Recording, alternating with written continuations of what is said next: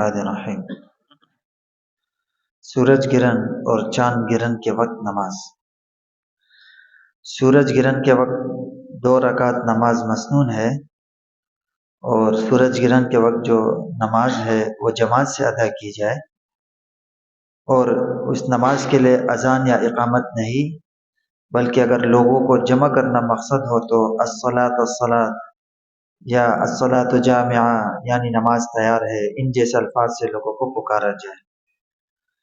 اور سورج گرہن کے وقت جو نماز پڑھی جاتی ہے، نماز کسوف جسے کہا جاتا ہے، اس میں بڑی بڑی صورتوں جیسے سورہ بقرہ وغیرہ کا پڑھنا، اسی طرح رکوع اور سجدوں کا بہت دیر تک ادا کرنا یہ سنت ہے۔ اور نماز کے بعد چاہیے کہ امام دعا میں مصروف ہو جائے اور مقتدی آمین کہے۔ جب تک گرہن صاف نہ ہو جائے دعا میں مشغول رہنا چاہیے، البتہ اگر ایسی حالت میں سورج غروب ہو جائے یا کسی نماز کا وقت آ جائے تو پھر دعا کو موقوف کر کے نماز میں مشغول ہو جانا چاہیے۔ اسی طرح چاند گرہن کے وقت بھی 2 رکعت نماز مسنون ہے، مگر اس میں جماعت مسنون نہیں۔ اچھا، یہ سورج گرہن یا چاند گرہن جو ہوتا ہے یہ شروع سے چلتا ہوا آ رہا ہے۔ اس کے جو سائنسی وجوہات ہیں وہ تو اپنی جگہ، لیکن عرب میں بھی اس کے بارے میں طرح طرح کی باتیں ہوتی تھی۔ جب سورج گرہن ہوتا تھا یا چاند گرہن تو لوگ طرح طرح کی باتیں بناتے تھے کہ یہ اس لیے ہوتا ہے، یہ اس لیے ہوتا ہے۔ خاص طور پہ ان کے ہاں یہ بات بہت مشہور تھی کہ جب سورج گرہن ہوتا تھا کہ آج دنیا میں کوئی بڑا واقعہ ہوا ہے، اس لیے آج سورج گرہن ہو گیا۔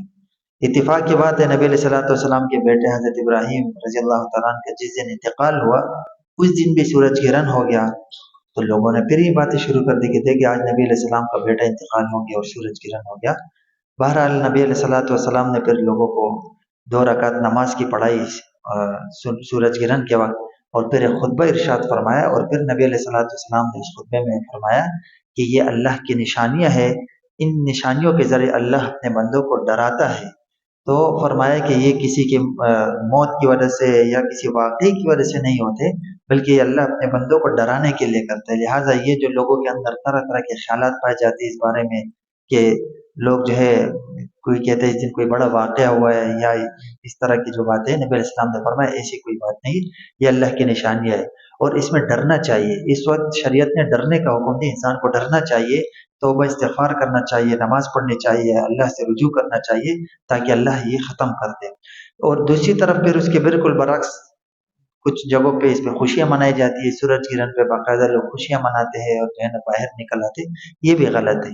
باقی اس کے بارے میں لوگوں میں طرح طرح کی باتیں مشہور ہے کہ ایسی حالت میں جو ہے نا کیا پتہ نہیں باہر نہیں نکلنا چاہیے۔